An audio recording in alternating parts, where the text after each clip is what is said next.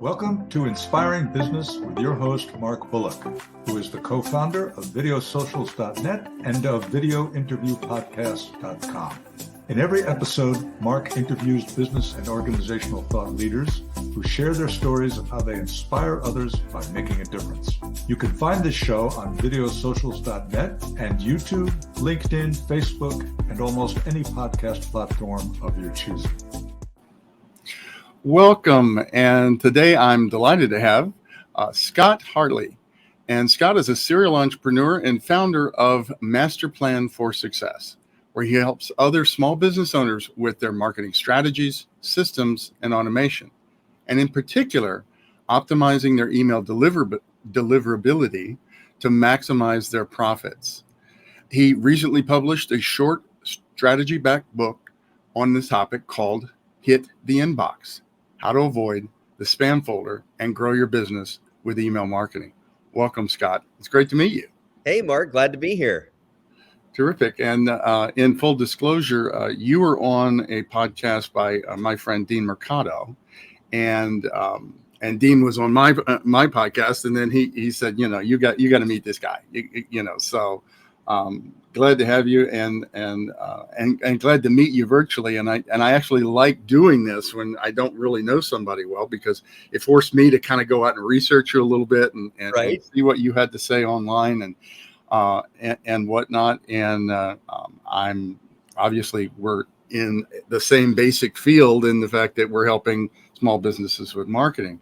But you have some really distinctive and interesting ideas. And so I'm really looking forward to kind of exploring that today. And terrific. And I like to start, Scott, both for my own edification as well as the audience, in asking, what's your story? How did you get into, being a marketing guru, as it were, especially in the email marketing sphere? But we all have our paths. What was yours? Yeah. So mine really started back in 2004. So that's when I started my first company, which was a small town IT business. And of course, as a small business owner that's just kind of starting out and you have the idea, there's a lot that you don't know. And so you figure it out along the way, everything that you need to be doing. And I think it was around 2013 that I was really getting focused on how do I grow my IT business? How do I get more customers? And so I was doing a lot of study with Dan Kennedy, John Carlton, all the greats of direct response marketing. And during one of their courses or trainings that I had attended, they were talking about, hey, you need to be doing email marketing. And so they recommended an email marketing platform. And so I signed up for it. And of course, within a couple of weeks, I started sending out a few emails. But I realized, looking back on it, man, there's a lot that I didn't know, right? And it's things that people usually don't discover. Nobody ever tells you, the things about email. It's like, oh, you need to be sending out emails. So 30 minutes later, you've got a subscription to some email marketing platform. And you're like, okay, I'm going to start sending emails to the people on my list. And you think, okay, I'm doing what I'm supposed to be doing. And so as I kind of transitioned through my business, I kind of got burnt out on technology. So late 2017, I stepped away from the day-to-day operations of my computer business, turned that over to my tech staff, and I had fallen in love with marketing, implementing the strategies that I was learning, and I had an opportunity that I could help people with marketing strategy and automation. And so I, started doing that in early 2018, and I just loved it. And so over the course of the last 5 years now, I've helped well over 300 small business owners with marketing strategy, marketing automation, and most recently, really bringing attention to the four fundamentals that everybody needs to know, but they just aren't aware of, about getting your emails delivered to the inbox. Like I said, when I started doing email marketing back in 2013, and in talking to all these business owners, I'm finding more and more that just people aren't aware of this stuff, but they really need to be. Absolutely. And I find it fascinating, all have different lives. We all have different stories, et cetera, et cetera. But I too had multiple IT companies that I built over 20 plus years prior to my getting into marketing, and it was kind of a very similar situation. It doesn't really matter the story, but I basically got out of IT, and because I was completely burned out on it, and got kind of raked over the coals on a couple of contracts, and I retrained as a business coach, and in the process of trying to figure out how to market and sell my business coaching practice, realized that I knew nothing about marketing, and Right.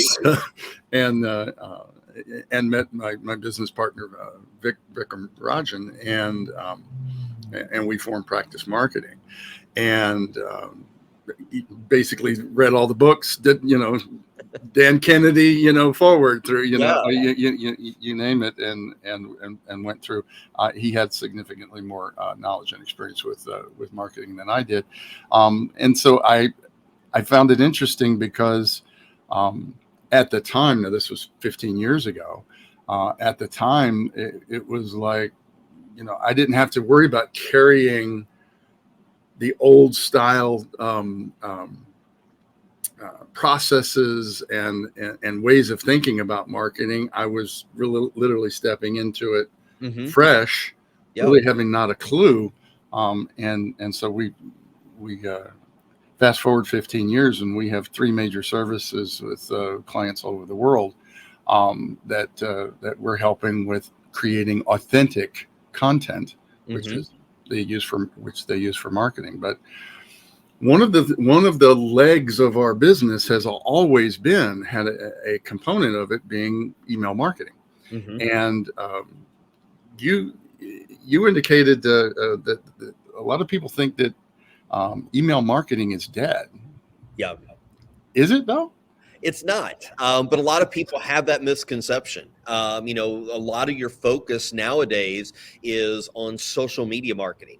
Oh, I've got to be doing TikTok videos. I've got to be on Facebook and LinkedIn. And, a lot of people think, well, the inbox is just so full that there's no way that I'm going to be able to run profitable email marketing campaigns because of all the noise that's in there. And so, they think, there's just nobody that's having success with email marketing. And that's just simply not true. There are hundreds of businesses that make millions of dollars a year with email marketing alone. Now, I don't recommend having any one marketing method in any business, but I know that there are a lot of businesses that's the only thing that they do. That's their only revenue stream, and they do very well. But it boils down to, again, knowing the 4 fundamentals to making your email marketing profitable. So email marketing definitely is not dead. It's just that you need to know what you need to do to make it profitable for your business. Terrific. And I find it fascinating because I couldn't agree with you more in the fact that I often say, look, we're very much in the social media marketing strategy side of things, but I have said so many times, we do a lot of video. Our clients do a lot of YouTube, a lot of talking head video, a lot of interview video podcasts like this, et cetera. And I often say, even if you don't show up on social media, you still need to get it out. You still need to get it out via email. Yeah. As a matter of fact, I've done over 700 videos myself, and every one of those has gone out via email. Yeah. As an email, as a video postcard, as an example. So, it's not just, and we'll discuss the newsletter a little later on. But one of the things that I know comes up, because it's come up for us, it's come up for our clients, is, should those that are using email marketing be concerned about the Google Promotions tab? What is that, and should they be concerned about it? Great question. So almost every conversation that I have with somebody when they come to me and say, "Hey, I don't know that my email marketing is really working," one of the things that they bring up is, "Man, a lot of my emails that I'm sending out from my bulk email marketing platform, they seem to be going to the promotions tab." So they may not necessarily be going to junk or spam, although that can be a problem. But it's like, man, that Google Promotions tab. And here's the facts about the Google Promotions tab. Number one is that Google considers the Google Promotions tab part of the inbox. All right. Mm-hmm. So by default, whenever somebody signs up for a Gmail account or a Google Workspace account, those tabs that appear across the top, so social, promotions, updates, forums, those are not turned on by default. So if that's turned off, everything appears in the inbox. Mm-hmm. Now, some users like myself kind of like to see things separated out. And so we turn that on, and then you see those different tabs. Then Google uses its AI, its algorithms, whatever you want to call it, and it looks at different characteristics of the message and determines which of those tabs to put it in. Sometimes it's the promotions folder, sometimes it's the updates folder.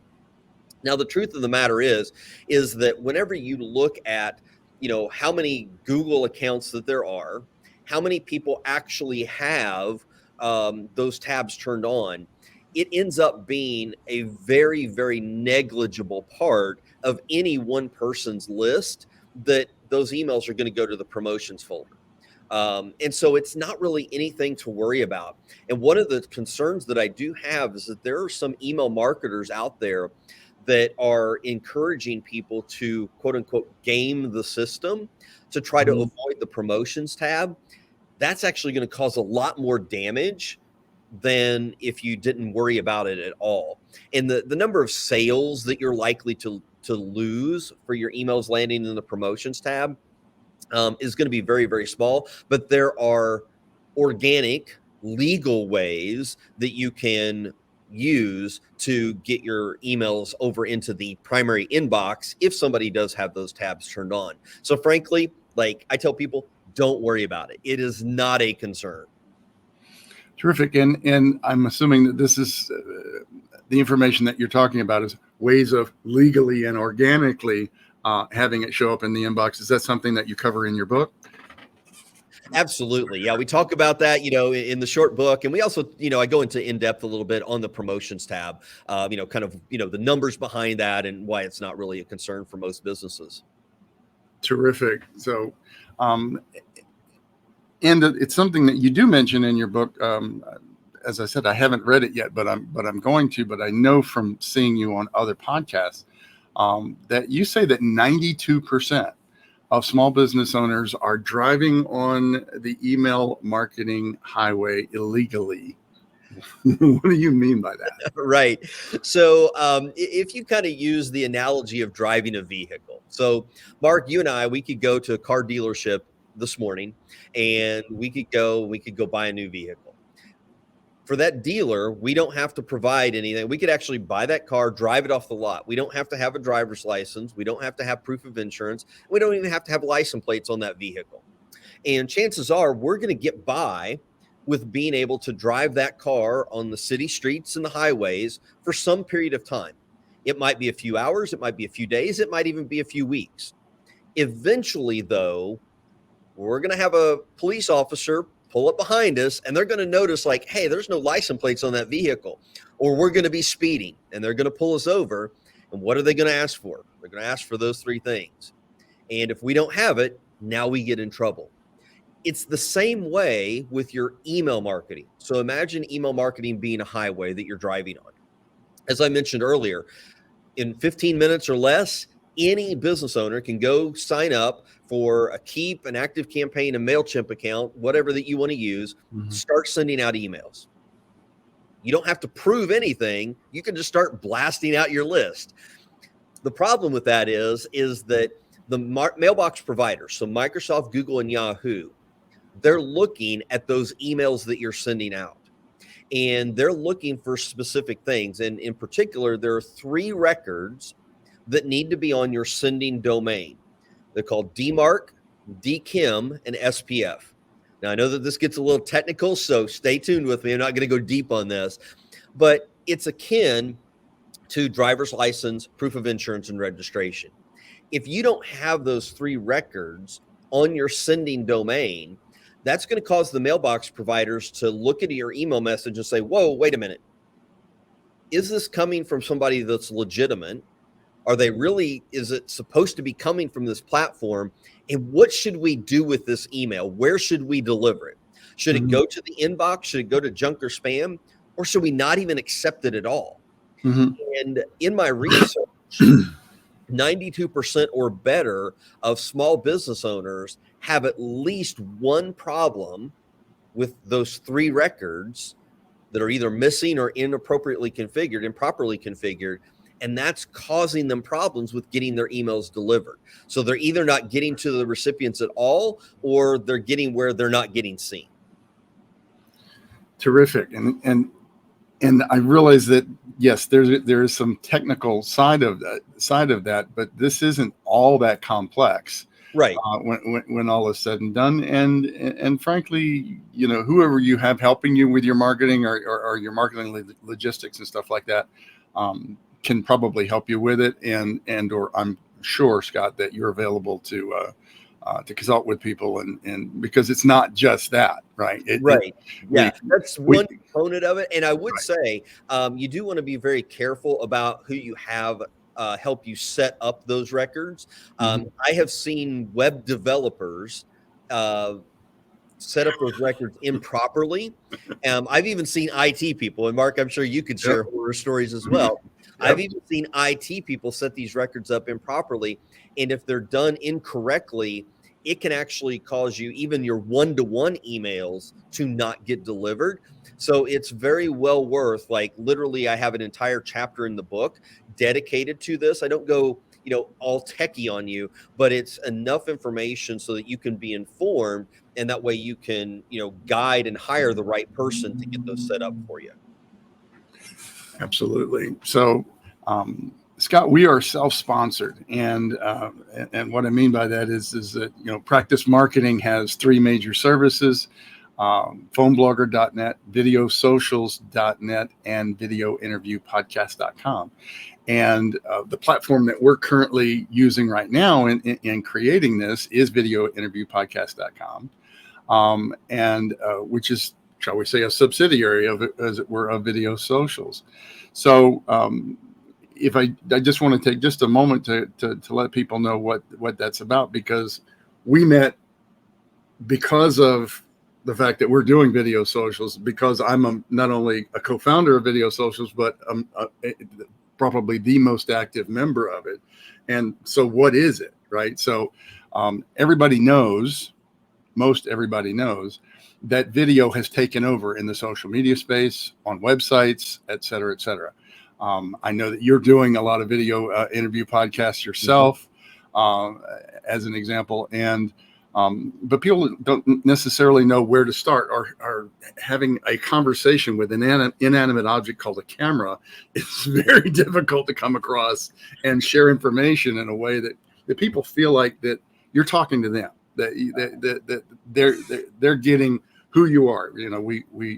Our vision, those of us that been on the planet for a little while, our experiences of television, and not realizing that if you're creating marketing videos, you're creating informational content that helps to move somebody forward, helps them to understand something about your industry, helps them to overcome a problem, etc.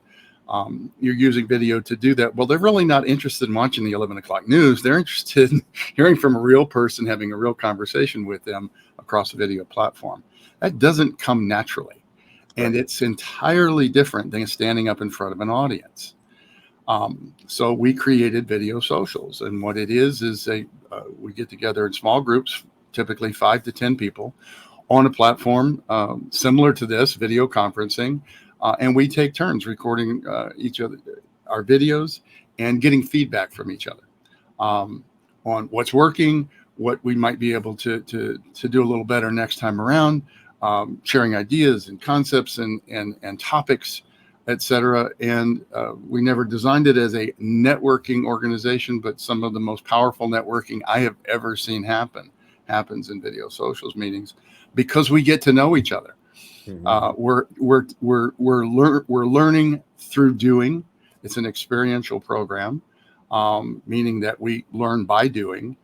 So rather than just reading about the theory or watching YouTube videos about the theory of how to create a video, we're actually learning it as we're doing it. So, and the all important component of getting in practice of doing it, because we're not going to get it good at anything in life unless we practice.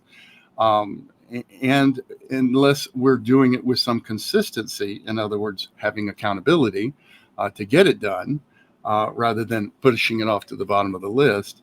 All of that is addressed in our membership. So I invite you, if you are considering or are doing video marketing in any way, shape, or form, and you'd like to get better at it or get started with it and actually get it done and have it be effective, please come as a guest at Video Socials. There's no cost, there's no obligation. Just go to videosocials.net and click on the guest tab at the top of the screen.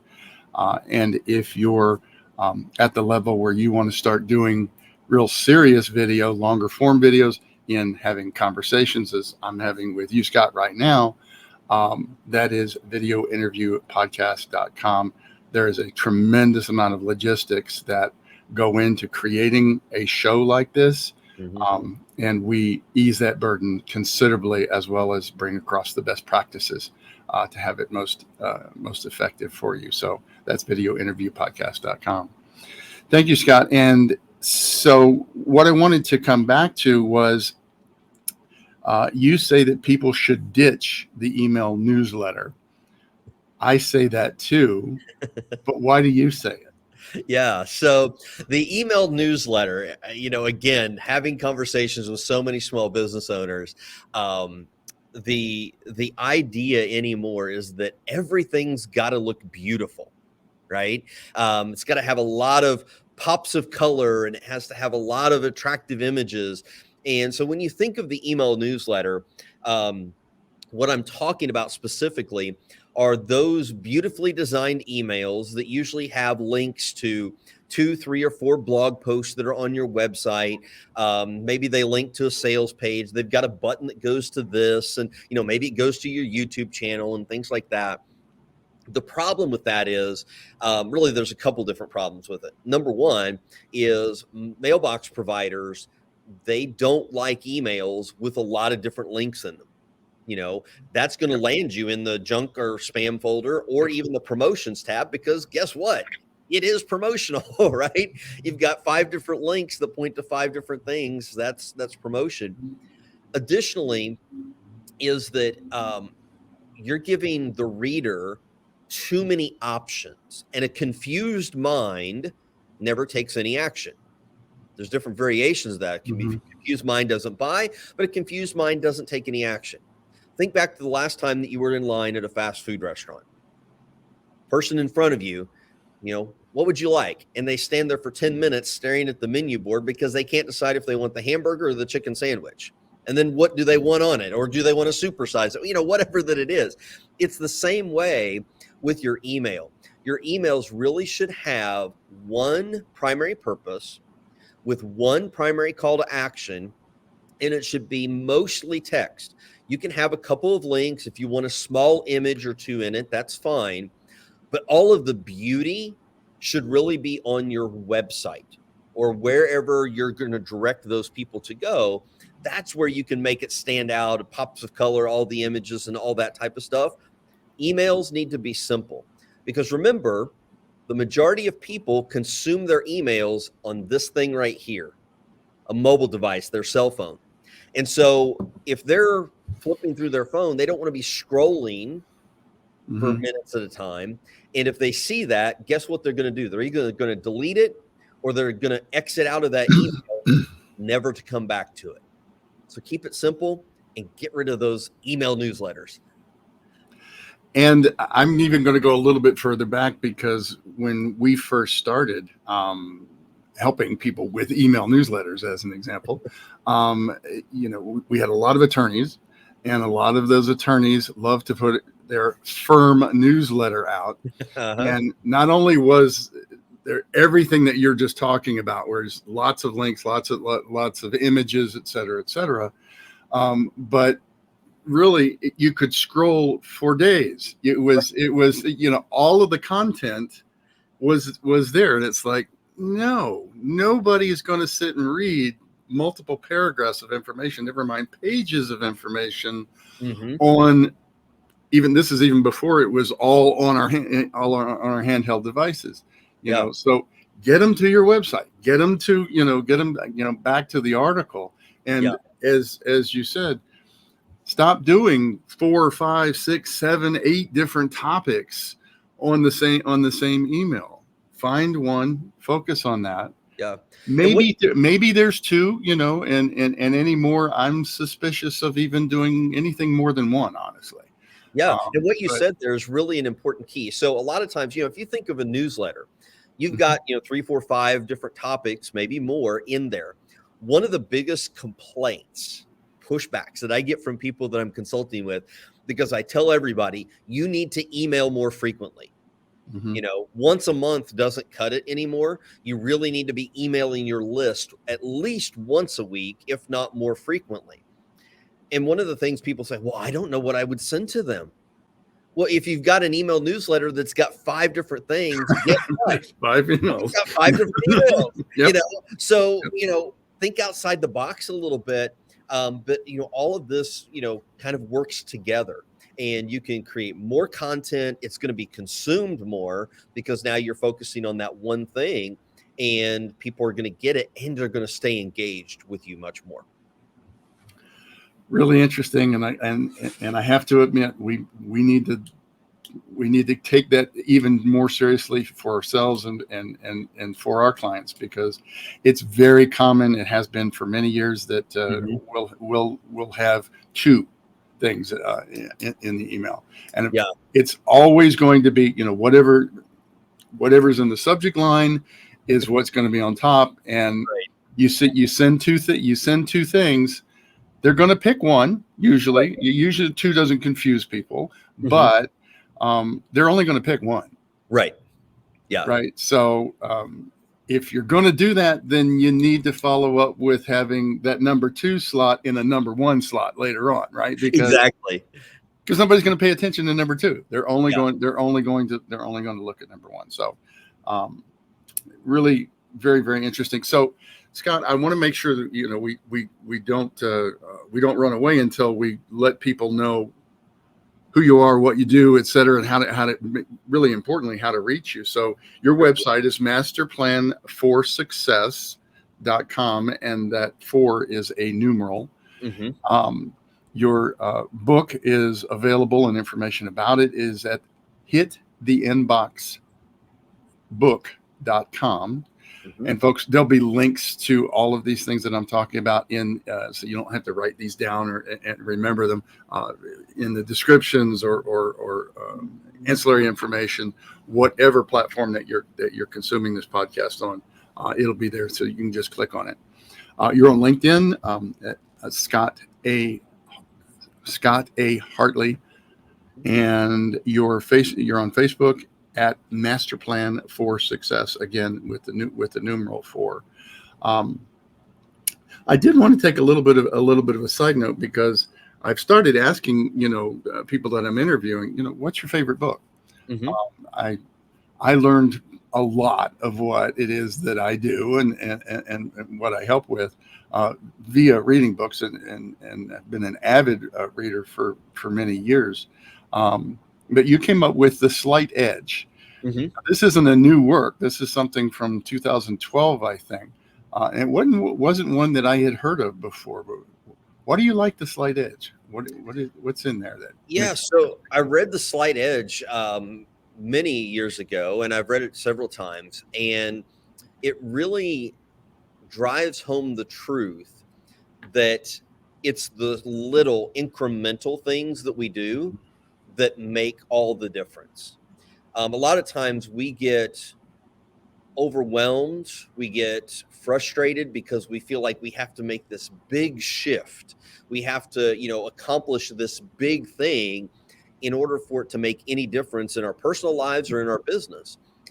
And frankly, most of us can't do that, and we can't do that consistently.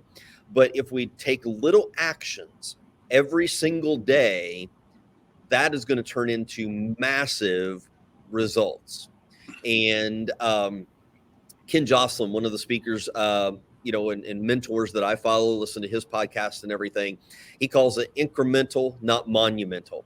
And it's really just taking that consistent action. So kind of like even in the realm of getting your emails delivered to the inbox, there's not one thing that you can make a big change with, and it's going to like totally change and improve your email marketing. It's doing little things consistently, week after week, month after month. That's when you'll notice the big shifts of, oh, more people are engaging with my emails. I'm making more sales from my emails. It's the little things over time. And I've learned that really heavily this year because I've got a couple of big initiatives that I'm working on. Mm-hmm. And while I'd love to devote an entire week or an entire month just to that one thing, it's not going to happen. But if I take 15 minutes or 30 minutes a day, every single day, before I know it, I've got everything done that I need to have accomplished for it.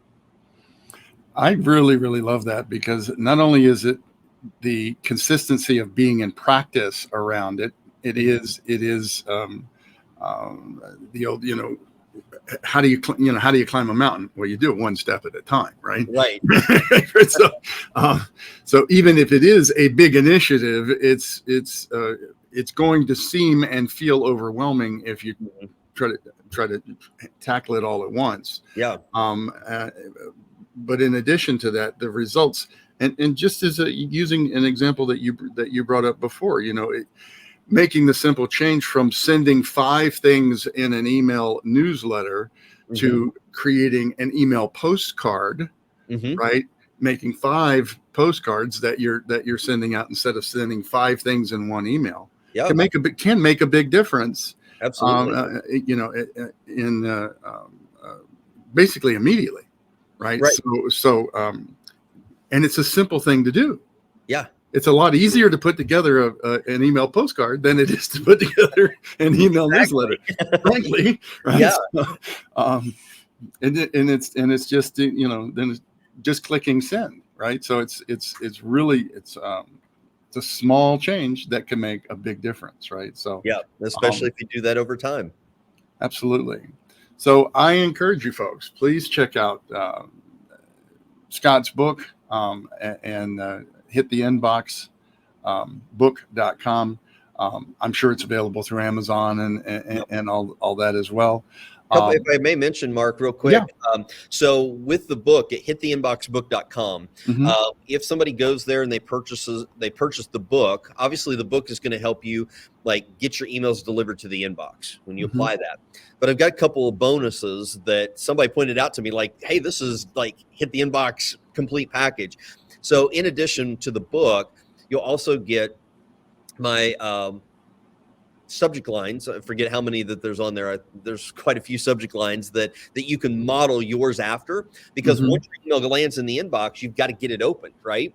Well, that's where the power of subject lines comes into play. And then I'm also giving a bonus of my marketing messaging checklist. So once somebody opens the email, what do you put in that email so that they take action? Well, that's where the checklist can kind of come into play. So you get everything together. You get how to get your emails to the inbox, how to get them open, and how to get people to take action on them. I mean, it's the perfect trifecta. I was going to say that basically that's the 3 legs of the stool right there. Exactly. Yeah. So really appreciate it. And they can get that by going to hittheinboxbook.com. Is that correct? Yep. Correct. Okay. Yep. Whereas they wouldn't necessarily get those bonuses. You won't get the bonuses if you go to Amazon and purchase. Got it. Perfect. Thank you so much for bringing that up, because why not take advantage of that the content that's not only bonus content, but it's literally where the rubber meets the road. Exactly. Right. So it is that domino effect of, right. So if it doesn't get there, they aren't going to open it. if it gets there and they don't open it, what was the point? Right. If they don't take action on it, they don't take action. Right. Exactly. So, yeah. So terrific. So, you did have a couple of other people that you thought might be great guests for the show that you might want to give a shout out to. Caton and Evan. Mm-hmm. Did you want to take a minute just to say who they are and how you know them? And yeah, so both of them are some partners that are in a couple of communities that I'm a part of. Evan Messman, he is with Pro Attitudes, and he really helps people with health and wellness, eating healthy, kind of some exercise type of things. As small business owners, a lot of times one of the things that we have a tendency to neglect is, our health, right? We're working all the time. We're pursuing business and life, but Evan helps you kind of like accomplish your goals and make sure that you can stay healthy, because if you don't have your health, you're not going to have a business, right? Caton Summers is a kind of a new entrepreneur, but he is focusing on helping med spas specifically with marketing and strategy and automation, and he really, for a young gentleman, kind of getting started with his business, he's got a lot of great experience, a lot of great knowledge for somebody his age. And it's because he's been studying that for, even for some time. So yeah, both great guys. And I love, interacting with them every opportunity that I have. Wonderful. Look forward to meeting them as well, and appreciate the referral and the shout out to them. Scott, we are going to be speaking a little bit later on because I want to take advantage of your ideas and your concepts and what we're doing, and how we're serving our clients. Mm-hmm. And I really enjoyed meeting with you. I think it's very down to earth, very practical concepts that you're speaking about, and that anybody, if they just take a few minutes here and a few minutes there on a consistent basis, could really have a very powerful impact on their business and the success of their email campaigns, as an example. But it's not just that; it's other areas as well. Yeah. Thank you, Scott. You have a great one, and stay tuned, folks, and see how you can subscribe and get more of these types of information from the Inspiring Business Podcast. You've been listening to Inspiring Business with your host, Mark Bullock. Your positive comments, likes, and most importantly, your sharing of this show with others is greatly appreciated. Don't forget to subscribe to the Inspiring Business Podcast on whatever platform you prefer. You can catch prior episodes on videosocials.net and on YouTube, LinkedIn, Facebook, and all the major podcast platforms.